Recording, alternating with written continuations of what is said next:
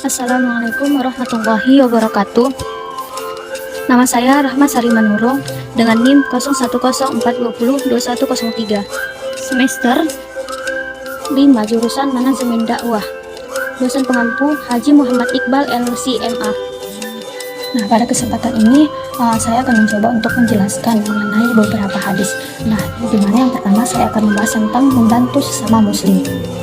Nah, terdapat salah satu hadis. Nah, di sini saya akan membacakan atau membahas artinya saja. Nah, dimana hadis ini dari Abu Hurairah radhiyallahu anhu dari Nabi Shallallahu Alaihi Wasallam bersabda, barang siapa yang menghilangkan kesusahan dari kesusahan-kesusahan dunia orang mukmin, maka Allah akan menghilangkan kesusahan dari kesusahan-kesusahan hari kiamat. Barang siapa yang memberi kemudahan orang yang kesulitan ataupun hutang, maka Allah akan memberikan kemudahan baginya di dunia dan akhirat. Barang siapa yang menutup aib seseorang muslim, maka Allah akan menutup aibnya di dunia dan di akhirat. Nah, siapa saja yang menolong saudaranya, maka Allah juga akan menolongnya.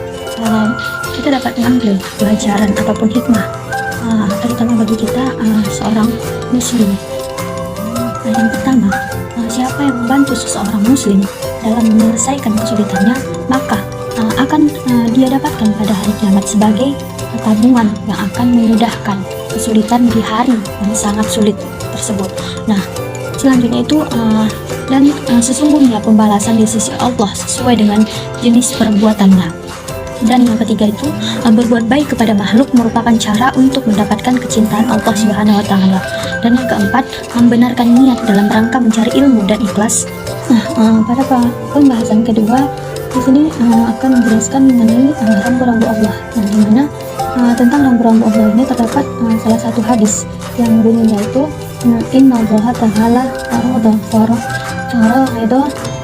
wala tudayyuha wa hadda hudud wala ta'taduha wa harrama asya'a wala tantahiha wa sakata an asya'a rahmatan lakum khaira nisyani wala tabahasu anha. Nah, adapun arti dari hadis tadi yaitu mengenai rambu-rambu Allah. Sesungguhnya Allah Subhanahu wa taala telah mewajibkan beberapa perkara, di mana yang menjelaskan itu, maka janganlah kamu meninggalkannya, dan telah menetapkan beberapa batas. Maka janganlah kamu melampauinya, dan telah mengharamkan beberapa perkara.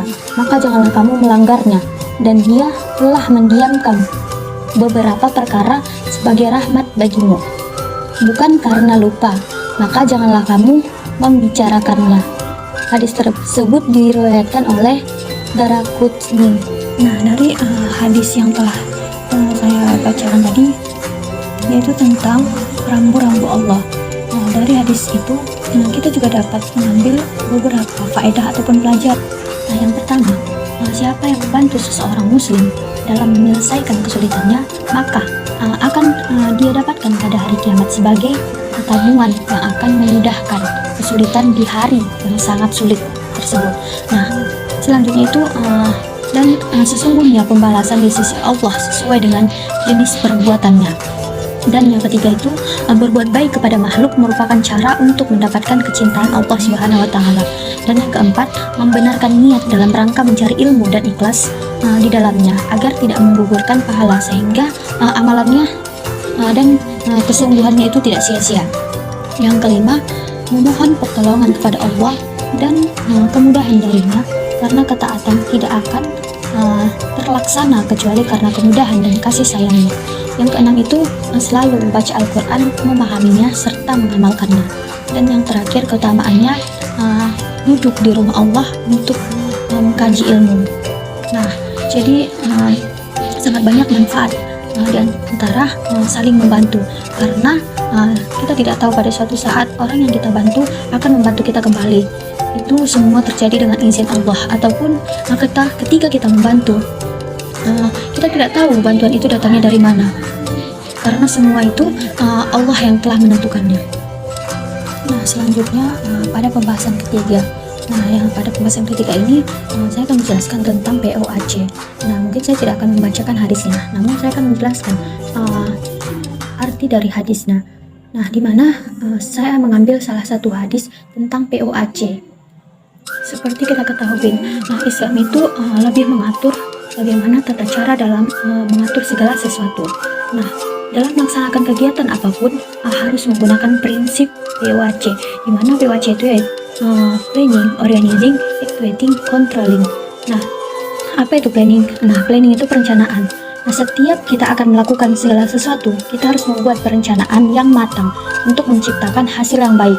Nah, sedangkan organizing itu adalah merupakan suatu tujuan, sehingga tujuan itu tercapai, maka dibutuhkan pengorganisasian. Nah, kalau activating itu merupakan perencanaan dan pengorganisasian yang baik. Yang berarti bila tidak diikuti dengan pelaksanaan kerja, untuk itu maka dibutuhkan kerja keras, kerja cerdas, dan kerja sama. Dan yang terakhir tadi yaitu controlling. Nah, seperti kita ketahui juga, agar pekerjaan itu berjalan ataupun sesuai dengan visi misi aturan program kerja, maka dibutuhkan pengontrolan baik dalam bentuk supervisi, pengawasan, dan hal-hal lainnya. Untuk pembahasan selanjutnya yaitu pembahasan yang keempat. Nah, ini membahas tentang salah satu hadis kebaikan atau kebajikan dan dosa. Di sini saya mengambil salah satu hadis, di mana hadisnya yang berbunyi An-Nawas bin Sam'an radhiyallahu anhu An-Nabiy sallallahu alaihi wasallam qala al-birru husnul khuluqi wal ismah haka fi nafsika fakarihta an yattali'a alaihin nas. Dari hadis tersebut memiliki arti. Nah, sebelumnya hadis itu diriwayatkan oleh Nawas bin Sam'an radhiyallahu anhu dari Nabi Shallallahu alaihi wasallam. Nah, beliau bersabda, kebaikan adalah akhlak yang mulia.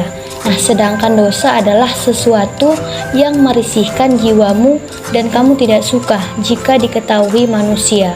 Hadis riwayat Muslim. Nah, jika kita mencerna apa yang dimaksud dari hadis tersebut, maka kita akan mendapatkan beberapa hal yang sangat bermanfaat.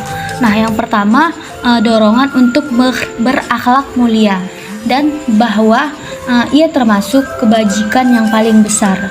Yang kedua, di dalam hadis tersebut terdapat sebagian ciri dosa, yaitu hati gelisah dan tidak suka diketahui manusia.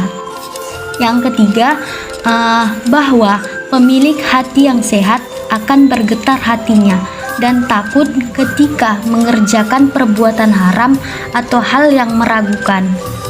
Yang keempat, Allah Subhanahu wa Ta'ala menciptakan hamba-hambanya di atas pengetahuan kepada hak yang tenang kepadanya.